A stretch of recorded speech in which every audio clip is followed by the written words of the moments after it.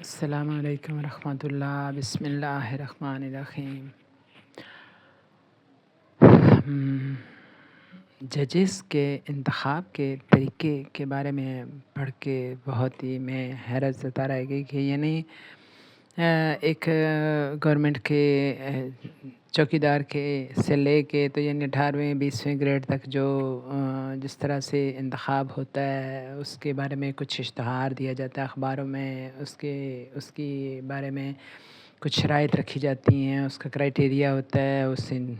انسان کی عمر، اس کی قابلیت، اس کی کہاں رہتا ہے، اس کا کیا بیک گراؤنڈ ہے، اس کے کیا نالج ہے،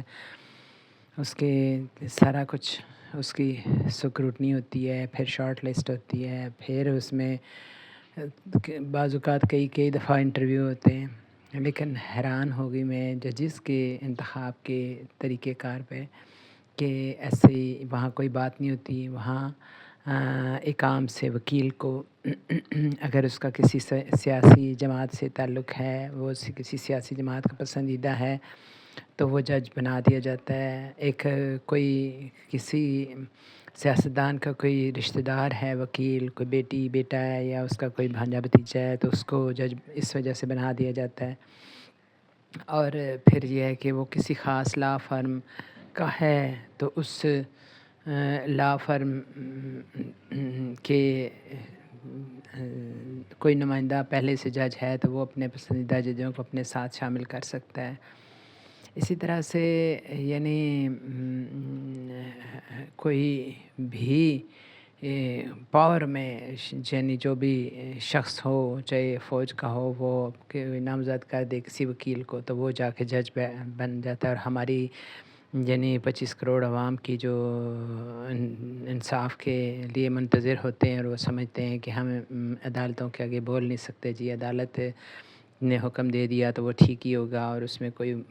وجہ ہوگی، تو یہ اس کے جو کرتا دھرتا ہوتے ہیں ان کے انتخاب کا یہ طریقہ ہوتا ہے۔ پھر یاد کریں ذرا کہ طاہر قادری بڑا اس بارے میں جو تھے نا، یہ مولانا طاہر قادری اپنی وہ بھی سیاست میں تھوڑے عرصے کے لیے آئے تھے بیچارے، تو انہیں بھی اندازہ ہو گیا کہ یہ سسٹم ہی خراب ہے اور اس سسٹم میں رہتے ہوئے کوئی بہتر کچھ کارکردگی دکھانے کا سوچ بھی نہیں سکتا۔ تو انہوں نے یہی کہا تھا کہ پہلے یہ ضروری ہے کہ سیاست کا سسٹم، پہلے طریقہ انتخاب بدلیں، ہم طریقے حکومت بدلیں۔ تو یہ بھی ضروری ہے کہ یعنی ہمارے یہاں جو یعنی ایک تو انتخاب جس طریقے سے ہوتے ہیں وہ تو ازر من شمس، سب کو ہر پارٹی کہتی رہتی ہے ریگنگ، اور پھر بیٹھے بھی ہوتے ہیں اسی اسمبلی میں، تو کبھی زیادہ ہوتی ہے کبھی کم ہوتی ہے، لیکن ہوتی ہے ریگنگ جی۔ تو ایسا کبھی انڈیا میں نہیں سنا گیا، کبھی ایسا امریکہ میں نہیں سنا گیا کہ انتخاب ہی ریگڈ ہے۔ تو کچھ کاش کوئی دن آئے جب سب یہ جو ہمارے قسمتوں کے فیصلے کرنے والے ہیں رہنما، وہ مل بیٹھیں اور ان باتوں پر جھگڑیں اور ان باتوں پر جو ہے وہ سوچیں کہ کس طرح سے ہمارے ملک کا جو نظام ہے اس کو ٹھیک کیا جا سکتا ہے۔ کچھ اتنا قانون سخت ہو کہ کسی کو جرأت نہ ہو کہ وہ اس طرح سے غیر قانونی ہتھ کنڈوں سے پاور میں آ سکے، اور اس کی جس طرح سے ایک چھوٹے لیول کے لوگ منتخب ہوتے ہیں اسی طرح سے اس سے زیادہ کڑا امتحان ہونا چاہیے، جتنی زیادہ یعنی ذمہ داری ہوتی ہے اتنا ہی کڑا امتحان ہونا چاہیے۔ تو فی الحال تو یہی ہے کہ بس جو پاور میں ہے وہ سنا یہی گیا ہے کہ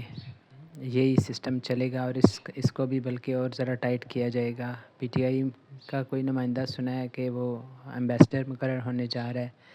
امریکہ میں، تو اس طرح سے سبھی کمپرومائزڈ نظر آتے ہیں لوگ۔ تو کوئی دن ہمارے ملک میں بھی آئے جب ہم بھی کہیں کہ ہم بڑے منصف مزاج اور بڑے جمہوری ملک میں رہتے ہیں اور اللہ رسول سے ڈرنے والے ہیں۔ ہم حقیقت میں صرف نمازیں نہیں پڑھتے، ہم صرف نفل نہیں پڑھتے، ہم واقعی مسلمان ہیں ہر طرح سے۔